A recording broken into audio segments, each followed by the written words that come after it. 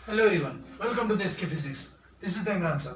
आज हम यहाँ पर देखने वाले हैं क्लास 12 का जो इलेक्ट्रोस्टैटिक चैप्टर है, तो उसका आगे का पोर्शन। आज जैसे कि हमने पिछले जो चैप्टर में इलेक्ट्रोस्टैटिक के बारे में जो इंट्रोडक्शन ऑफ चार्ज है वो देखा था, उसी सिलसिले को आगे शुरू कर रखते हुए हम आज देखने वाले हैं चार्जिंग बाय इंडक्शन। ओके, तो चार्जिंग बाय इंडक्शन एक्चुअली होता क्या है? Charging by induction means what? Induction मतलब क्या होता है? इंड्यूस्ड होना। और प्रोडक्शन मतलब क्या होता है? प्रोड्यूस्ड होना। जैसे कि प्रोडक्शन मतलब जो चीज पहले मौजूद नहीं थी उसके बाद में वजूद में आई है, क्रिएट हुई है, तो उसको कहते हैं प्रोडक्शन। और इंडक्शन का मतलब क्या होता है? जो ऑलरेडी पहले से प्रेजेंट था, जो था सिर्फ डिस्कवर होकर सामने आया है, उसको हम क्या कहते हैं? इंडक्शन। ओके, तो अब ये जो इंडक्शन है ये चार्जिंग बाय इंडक्शन का देखना है अपने को। तो ये क्या है? तो चार्जिंग बाय इंडक्शन, इसका मतलब कि चार्ज का डिस्प्लेस होगा, चार्ज का एक जगह से दूसरी जगह जाना विदाउट एनी फिजिकल कांटेक्ट।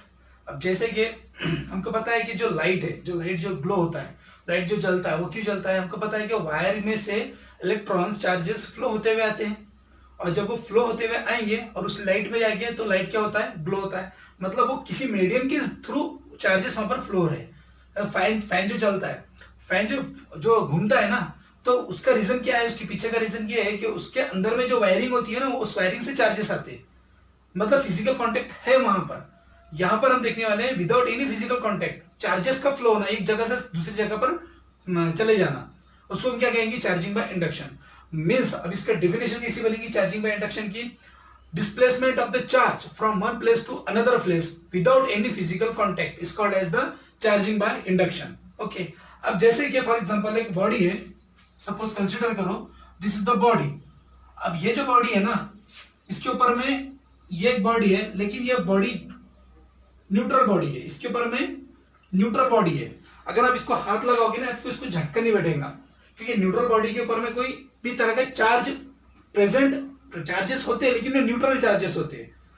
और वैसे ही अगर हम इसको टच करेंगे तो हमको कोई चार्जेस या कोई झटका फील नहीं होगा। वही अगर हम लाइट का बल्ब में का अगर वायर निकालते हैं ना, अगर उसको टच करके देखेंगे फिर अब लगाओ ने, और उस वायर को पकड़ के देखेंगे तो हजारों चार्जेस आ रहा, हजारों कुलम चार्जेस अपने बॉडी में एक साथ इंसर्ट हो जाएंगे, तो उसको हम क्या कहेंगे? झटका, इलेक्ट्रिक शॉक लगा है, क्योंकि चार्जेस फ्लो हो गए। यहां पर चार्जेस फ्लो नहीं हो पाएंगे क्योंकि न्यूट्रल बॉडी है, न्यूट्रल बॉडी होने की वजह से चार्जेस भी कैसे? न्यूट्रल है। मींस यहाँ पर चार्जेस नहीं है ऐसी बात नहीं है, चार्जेस है, लेकिन जितने नंबर ऑफ पॉजिटिव चार्ज है उतने नंबर ऑफ नेगेटिव चार्ज होंगे। तो positive charge equals to the negative charge, body क्या हो जाएंगी? न्यूट्रल। तो इसीलिए हम इसको जब टच करेंगे तो हमको कोई भी तरह का शॉक नहीं लगेगा।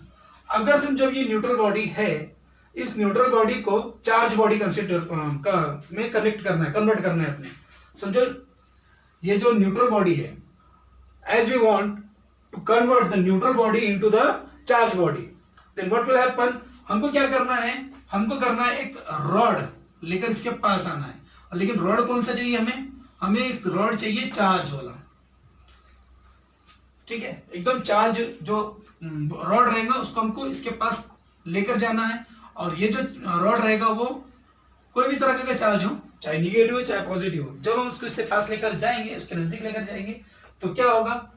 ये निगेटिव चार्ज है, सपोज इसके अंदर में, इस रॉड में निगेटिव चार्ज है, स्फीयर में है, पूरे निगेटिव है और पॉजिटिव है। तो इसमें के जो पॉजिटिव चार्जेस है ना, ये क्या होंगे? अट्रैक्ट होंगे टुवर्ड्स द दिस रॉड। तो क्या होंगे? ये पूरे के पूरे इस लेयर में पॉजिटिव चार्ज आकर जमा हो जाएंगे, और निगेटिव इसके अंदर के निगेटिव को रिपेल करेगा, तो ये निगेटिव इस लेयर पर आकर क्या हो जाएगी? जमा हो जाएगी। ठीक है, मतलब ये यहां पर आ गए पॉजिटिव चार्ज, और इस तरफ आ जाएगी पूरी तरह से नेगेटिव चार्ज। ओके, अब हम क्या करेंगे? ये जो लेयर है ना, यहां पर हम अर्थ करेंगे, इसको अर्थिंग करेंगे। हम जैसे इसको अर्थ करेंगे तो यहां पर ये निगेटिव चार्ज ज्यादा है, मतलब ये हाइयर पोटेंशियल है, और ये अर्थ है, ये लोअर पोटेंशियल है।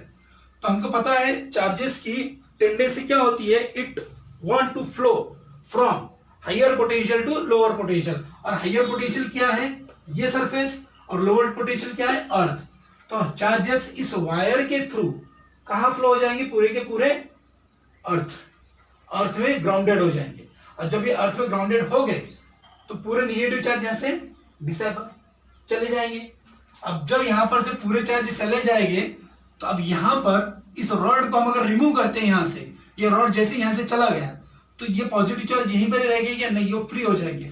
मतलब जब यहाँ पर जब जितने भी पॉजिटिव चार्ज थे वो उस बॉडी के अंदर में पूरी तरह से फ्लो होना शुरू हो जाएगी। अब ये बॉडी कौन सी हो गई है? ये बॉडी हो गई है अर्थ का कनेक्शन निकालने के बाद ये बॉडी हो गई है चार्ज बॉडी। कौन सी बॉडी हो गई है? अब ये चार्ज बॉडी। तो इसी तरह से हमने बिना टच किए, बिना हाथ लगाए इस न्यूट्रल बॉडी को क्या किया? चार्ज बॉडी में कन्वर्ट कर दिया। तो इस फेनोमेना को क्या कहेंगे हम? इस फेनोमेना को कहेंगे हम चार्जिंग बाय इंडक्शन। ओके, समझ में आया? अब सेकंड थिंग इसका एक एग्जांपल ऐसा है, इसके बेस पर क्वेश्चन कैसे पूछते हैं। इसके बेस पर क्वेश्चन कुछ ऐसे पूछे जाते हैं। सपोज कंसीडर करो आपके पास एक चार्ज बॉडी है जिसके ऊपर में 20 कूलम चार्ज है, ठीक है। मतलब यहां पर एक बॉडी है जिसके ऊपर चार्ज कितने हैं? 20 कूलम है। दूसरी एक चार्ज बॉडी है उसके ऊपर में जो चार्जेस है कितने हैं? 40 कूलम है। मतलब 20 कूलम और 40 कूलम। और यहां पर अगर हम तीसरी बॉडी इनके आपस में लेकर आ जाएंगे और इस पर में ये न्यूट्रल बॉडी है, इसके ऊपर में कोई चार्ज नहीं है, तो आपस में इन तीनों को क्या करेंगे? मिक्सअप करेंगे, मिला देंगे। और जब सेपरेट करेंगे तो क्या होगा? तीनों बॉडी के ऊपर में 20 एंड 20 चार्ज मिल जाएगा। सिंपल सी बात है ना। अगर समझो एक चार्ज है जिसमें कुलम कितने हैं, एक चार्ज बॉडी जिसमें कितने चार्ज है? 60 कुलम है। दूसरी बॉडी है न्यूट्रल बॉडी है, दोनों को पास में लेकर आ गए, मिला दिए और फिर दूर कर दिए, तो क्या होगा? इस पे 30 कुलम हो जाएंगे, इस पे 30 कुलम हो जाएंगे। मतलब चार्जेस क्या हो रहे हैं? यहाँ पर डिवाइड हो जाएंगे इक्वल अमाउंट पे। तो यहाँ से एक फॉर्मूला बनता है हमारे पास। ऐसे फॉर्मूला कैसा बनेगा?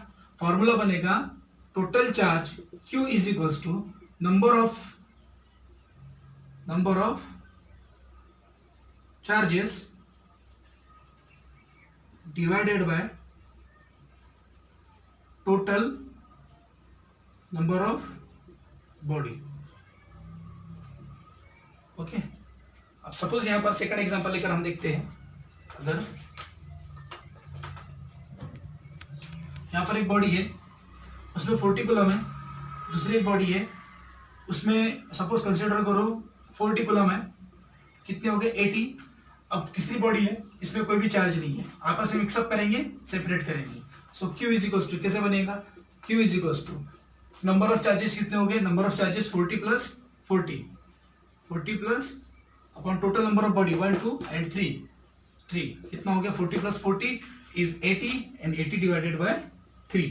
मतलब यहां पर इस बॉडी पे आएगा 80 डिवाइडेड बाय 3, यहां पर आएगा 80 डिवाइडेड बाय 3 और यहां पर आएगा 80 डिवाइडेड बाय 3। इतने कूलम चार्ज तीनों में भी आ जाएंगे, ठीक है।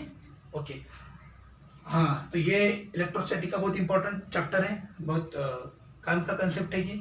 इसको पढ़ो, देखो, इसकी प्रैक्टिस करो और कोई भी अगर डिफिकल्टी रही तो मुझको थैंक यू लाइक करो।